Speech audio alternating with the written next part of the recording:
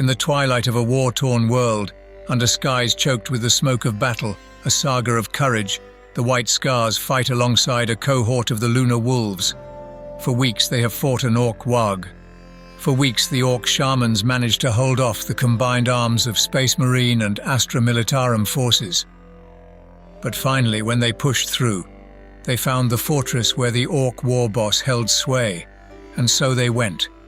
Here on Ganbangar, the great Khan showed his might, not out of duty, but out of rage. Sit, brethren, and listen closely.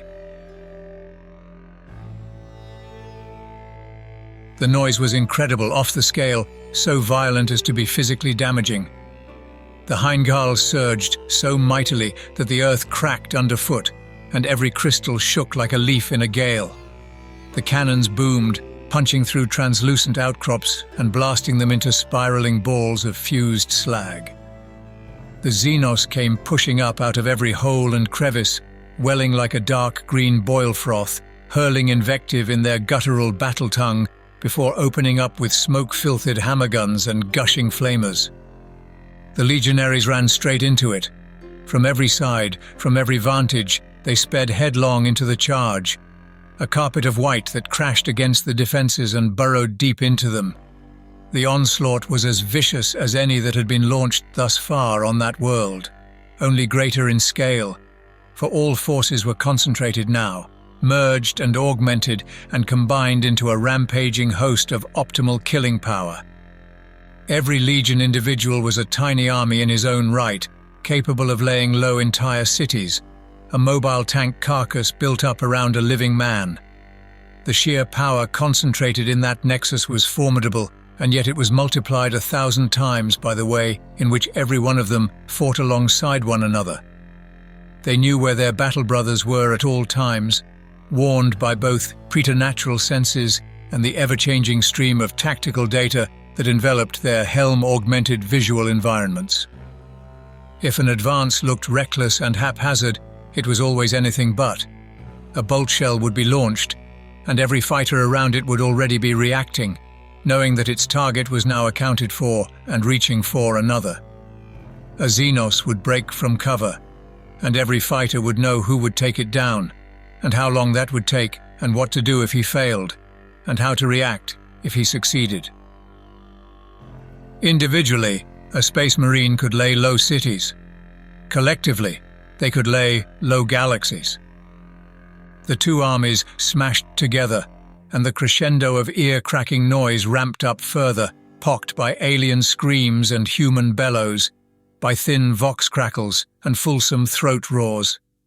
Lightning, all of it now warp-spun and glimmering, crackled down into the tunnels, catching and racing like wildfire, shriving the hurtling resonance of the Xenos roar, and winnowing it out. Hit simultaneously by more than 20 different battlefronts, all perfectly combined and interlocked with support fire, the Xenos' outer defenses were swept aside and the slipshod gates broken open. Warriors punched through burning arches and into the tunnels beyond, breaking down into shadowy galleries lit only by the fungoid lumps and thick with animal stink. And there they died. The Orcs were outmatched in organization and equipment, but not in numbers and not in raw strength. Fueled by the ongoing raw harmonics of the shamans, they hit back at every ingress site and launched counterattacks of their own. Ironclad lurchwalkers swaggered up from the depths, their rusty claws whirling with fire. Hulking creatures with blood-daubed faces spat out blinding levels of projectiles before throwing themselves into the blood-soaked melee with hooked mauls and energy-racked cleaver blades. The tunnels were murderous, tightly wound and locked deep with killing. There was no room in them, no space even to breathe, only a claustrophobic press of crystal edges and dripping fungal growths underlaid with oppressive clamor and stench. The legionaries were driven by steel-edged discipline and the prospect of glory, the Xenos by the absolute refusal, drilled deep into every chromosome of their ludicrously resilient bodies to even contemplate standing down. So not every battle was won. The greenskins pushed the legions back in some of the salients, bogged down more, but enough were swept aside in the blitz-paced attacks to form an ingress route, shoving long wounds deeper and deeper into the thickening underground moor. Tactical squads overran intersections and drove on further, backed up by ranged fire teams. Crack grenades blew barricades apart and were stormed by warriors wielding thunder hammers and storm shields before others came to consolidate the gains. In methodology, there was little to choose between the two attacking legions. Both looked like ghosts in that hellish underworld, their armor pale amid the flashing whirl of lumens, both soon streaked with the blood of the enemy. There was no latitude for finesse there, no clear runs for grand charges. There were only the essentials: sword thrust, fist punch, close-range bolter shot. And in that, every Space Marine was much the same. As fast and as accurate, as indomitable and as dogged as any fighters ever created. Even their mingled voices were lost in the echoing thunder, so that Gothic and Chthonian and Korchin were merged, and all that remained distinct was the desperate elemental struggle for supremacy. Only one engagement was one-sided: the launch of the primary spearhead formation, headed by the Khan and his Keshig. Chinzar fought at his Primarch's side, a living tempest in ivory and gold, his habitual reserve swept away by the sheer volume of killing he unleashed. Hasik and Jiahun were scarce less brutal, leading their own chosen retinues and flinging disruptor-crowned blades around with abandon. Sejanus of the Lunar Wolves, also in full Terminator armor, headed up his own knot of grizzled veterans, fighting in a more orthodox fashion, but with no reduction in deadliness. 300 warriors in all made up that spearhead, by far the smallest of the tactical units launched into the Xenos hive, but by a distance the most lethal and the fastest moving. Driven onward by the unmatchable example of the Primarch, they tore their way deeper, tearing a path towards the deepest core. The Khan himself was unstoppable.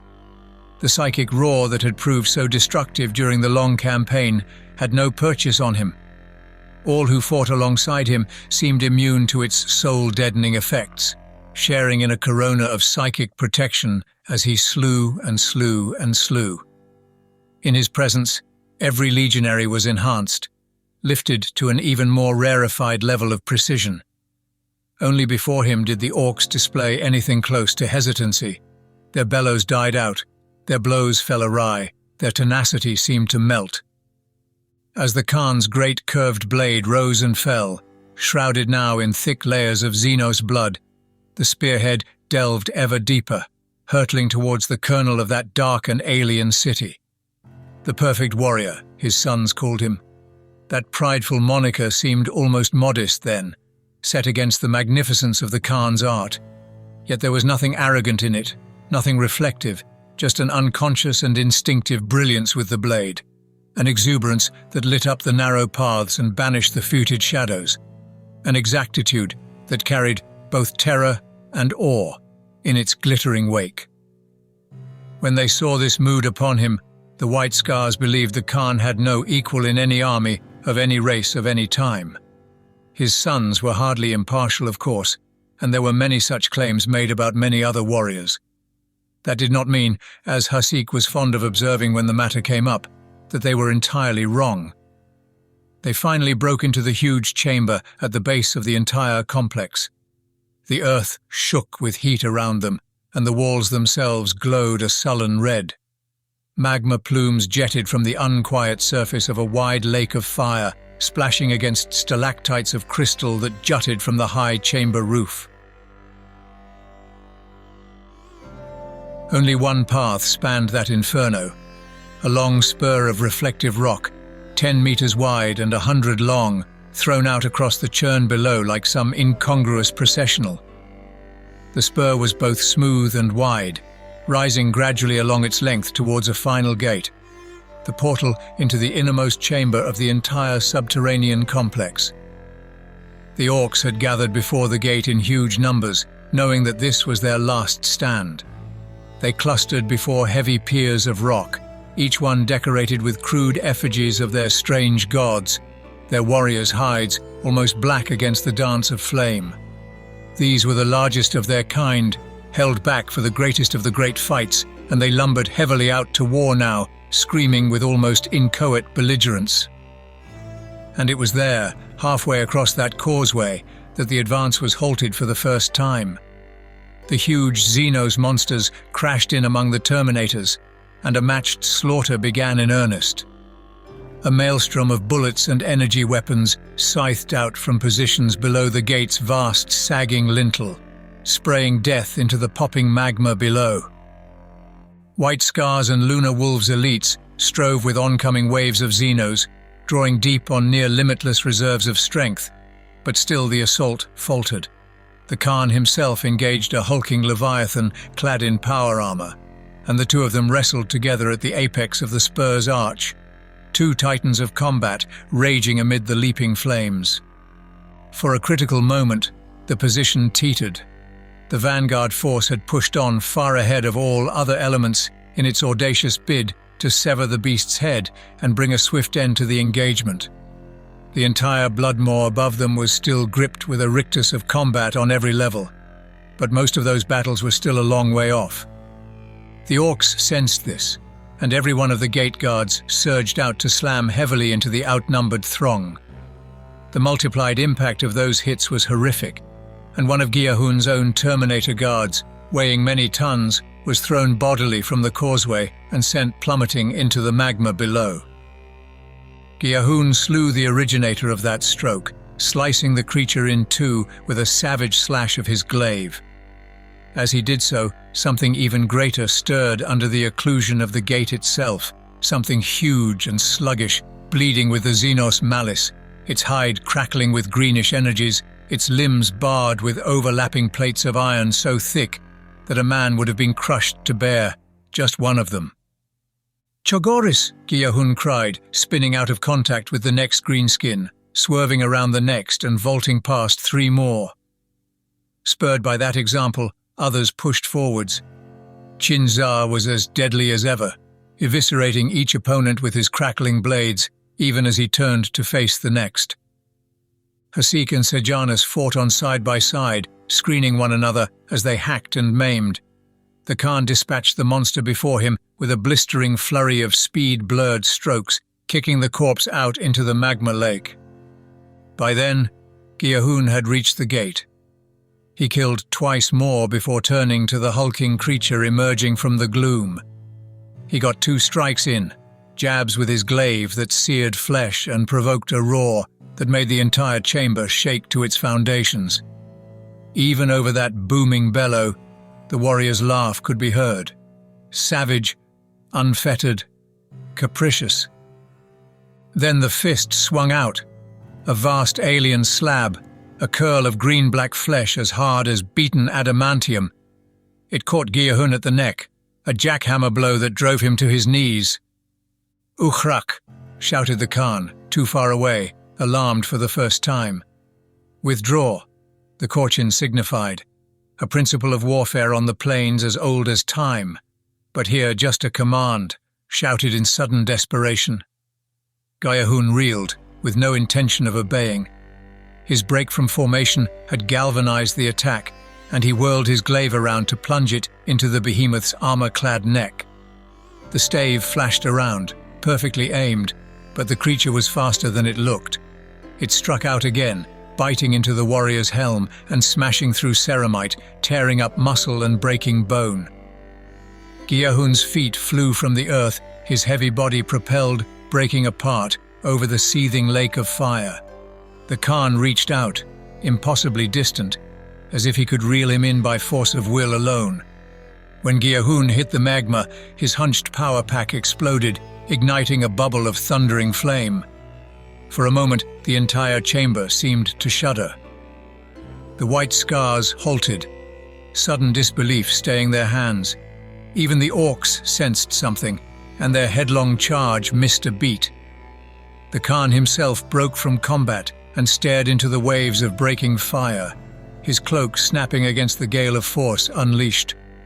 What remained of Giahun's body was consumed in that hurricane, burned away, rendered down to atoms.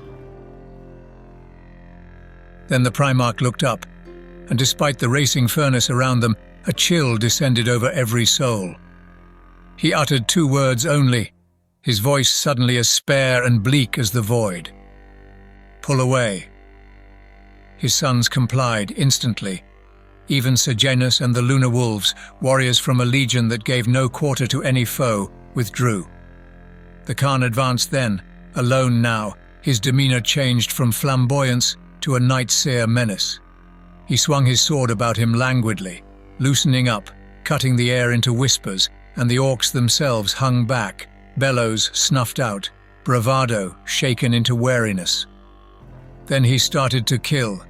He broke into a run, first heavily, measuring his strokes, then accelerating, faster and harder, until he had moved into that state the Chogorian sages called Alach Ge, where the thought alone could kill, where the distance between intention and action was made nothing, and where vengeance became a living thing with both extension and imminence. Under a gathering shroud of elemental vendetta, he killed them all. If he had slain freely before, now the carnage was so complete that it scraped the boundaries of both the divine and the diabolic. Even the war-hardened legiones Astartes, used to witnessing prodigal exercises of violence, were silenced by it. The Xenos never laid a claw on him. The Khan moved now, not with joy, but with dreadful perfection. They faced up to him, and they were swept away. They tried to parry, and he cut them down. They tried to combine, and they were ripped into whimpering slivers.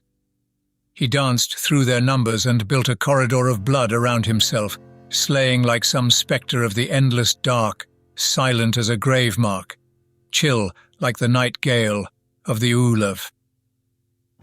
One of the Lunar Wolves, inspired by that vision, tried to join him then, to add his blade to his, and it took Chinzar to hold him back. "No, brother," the Keshig master warned quietly. "Only observe." But by then, the Khan himself was almost invisible, hidden behind a curtain of severed flesh and thrown blood, a primordial force burning through the Xenos' ranks, inviolable and darkly magnificent. For the first time in that entire campaign, the Greenskins tried to run, to scramble away from the hungering devil that raced to devour them, but there was no space left, no time left, no hope left. Most were caught as they turned, their backs carved open and their necks broken. The few that managed to get back to the gate cowered under the shadow of that greater monster, the swollen master of their brood lair, who retreated beyond the portal in a shuffling, shaking display of abject submission. The Khan passed under the gate's edge. None of his army followed him in. They held vigil on the spur instead, watching the gaping entrance, holding to their last order against every instinct. All that emerged from the far side of the gate now were alien screams, one after the other, overlapped and smothering, a chorus of terror and panic that went on and on and on, and never relented. Not one of the Xenos escaped back to the spur. Seconds of that carnage passed, then minutes, and the screaming just got worse. The magma fires, as if in sympathy to the apocalyptic toll of life ending, slapped and blazed against the outer walls of the last chamber, grasping futilely at the horror unfolding within and powerless to stop it. After a while it became impossible to listen to. Eventually, though, even the screams echoed out. Chinsar alone slowly approached the gate, his boots crunching over the corpse road. As he drew close, the Khan re-emerged. The Primarch's armor was red now, a thick layer that dripped from every ridge and plate edge. His cloak was torn into shreds, and his blade was a coursing rivulet of Xenos blood. He walked tall still, but the fluency was gone now, burned away into numbness. For a moment, they looked at one another, master and lieutenant, both their faces hidden by dragon helms. The heat-shaken air burned around them. The Khan reached up to his gorget and removed his helm. The visage that emerged was hollow-cheeked now, though still burning with the dregs of that unholy cocktail of grief, shock and rage. His eyes glimmered darkly, as if the flicker of some malign potency still lingered, clutching to life even as the reason for its existence slithered away. And that, too, was how we made you. Ended? Asked Chin Shah softly. All of them? The darkness passed. The Khan, moving shakily, locked his helm to his armor. Blood sluiced from him still. He was as red now as the angel Sanguinius had been, though not as beautiful. He nodded, sheathing his blade. "We're finished here," he said.